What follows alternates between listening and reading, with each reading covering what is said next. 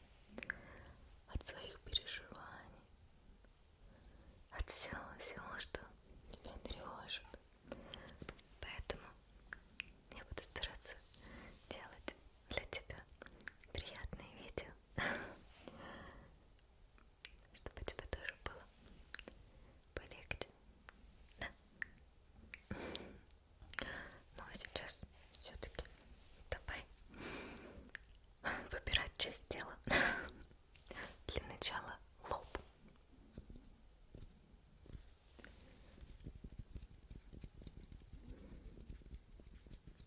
Ощущение, что кто-то стучит по голове. Это чувствуется именно так.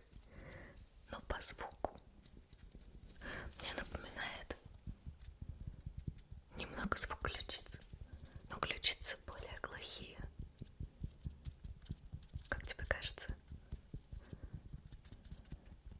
Вообще назовем это так, натуралистических звуках есть что-то свое особенное. Потом обязательно скажи, какие звуки тебе понравились.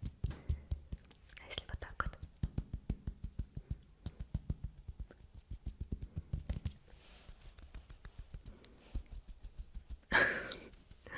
Это странно. По голове ощущение, что как будто какая-то птичка залезла на голову и копошится там. Но по звуку, мне кажется, это немного отличается от просто лба, потому что из-за волос добавляется другой звук. Что думаешь? Так. А если так?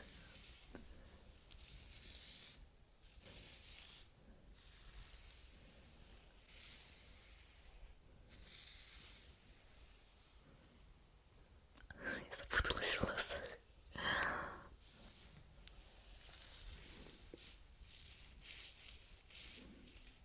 Это, кстати, приятно. Вот попробуй сделать себе тоже массаж. Просто головой вот так вот пальцами. Аккуратно. Вот, да, проводя. И массажируя. Помимо, как по мне, довольно хорошего звука. Именно если это ощутить. Давай, возьми свои пальчики и вот так вот прям. Вот так. Давай. Мне кажется, это очень приятненько.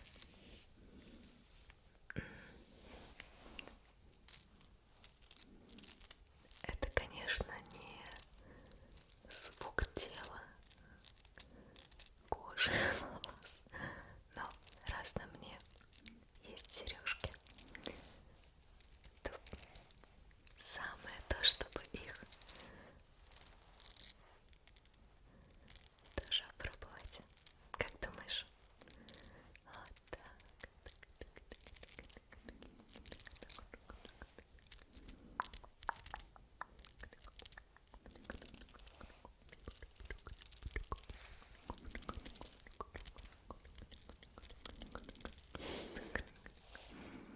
Единственное, каждый раз, когда я вот так дергаю сережки, у меня есть страх, что я их дерну слишком сильно и, в общем, порву мочку.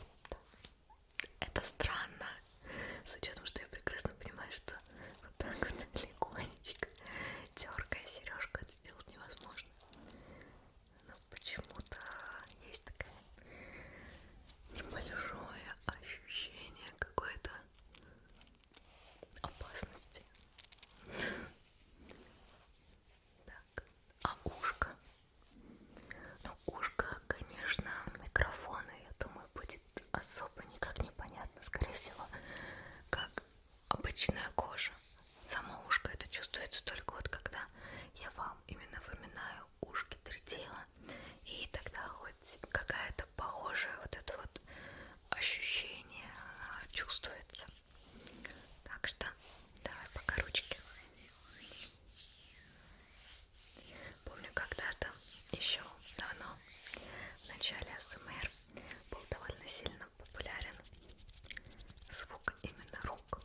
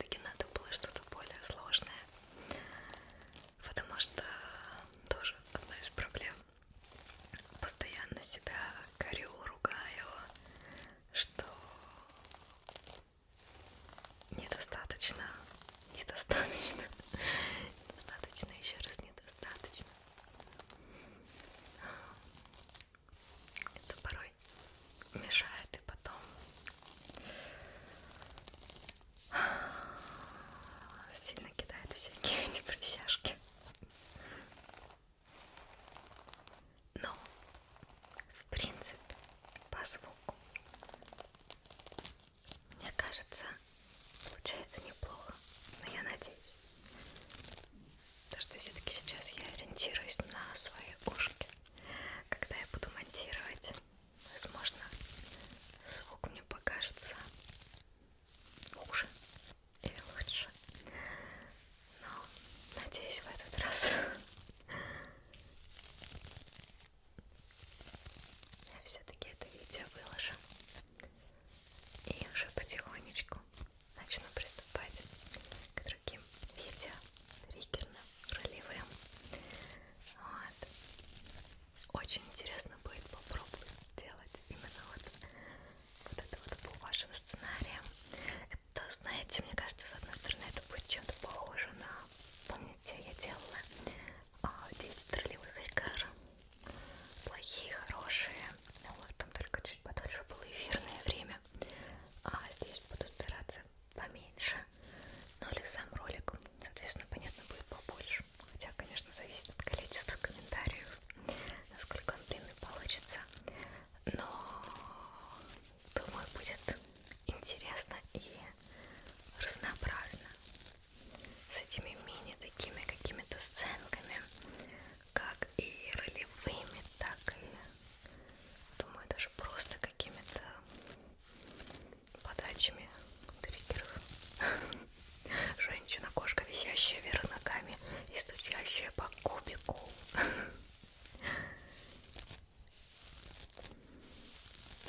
Или что такое еще навскидку можно сделать?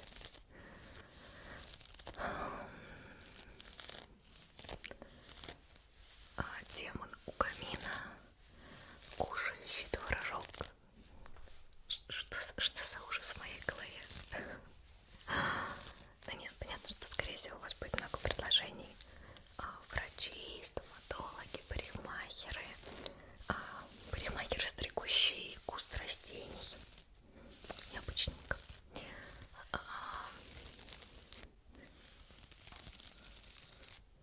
Врач с детскими игрушками вместо нормальных. Хотя такой ролик можно полноценно сделать. Когда-то вроде был такой небольшой тренд на вместо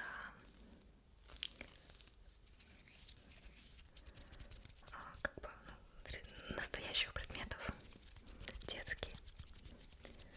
Вот.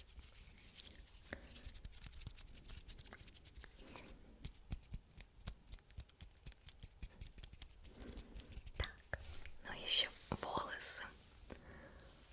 Волосы.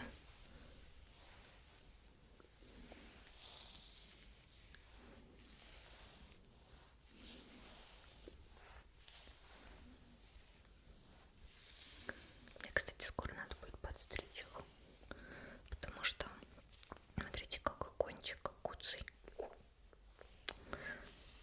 Из-за того, что я всегда плохо слежу за ними, у меня всегда весь кончик сеченый и такой облезлый.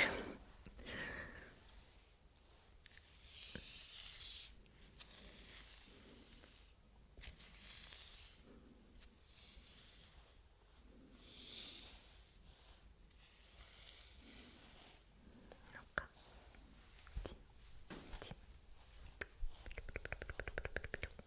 Ладно. Можно взять еще расческу. Где-то здесь была, перед видео расчесывалась. И вот так. Вообще, сколько лет прошло, но звук расчесывания волос по-прежнему у меня, наверное, самый фаворитный. Звуки рта, звук расчесывания волос. Все равно они всегда дарят какие-то мурашки и такое умиротворение, что ли. Особенно вот расчесывание волос.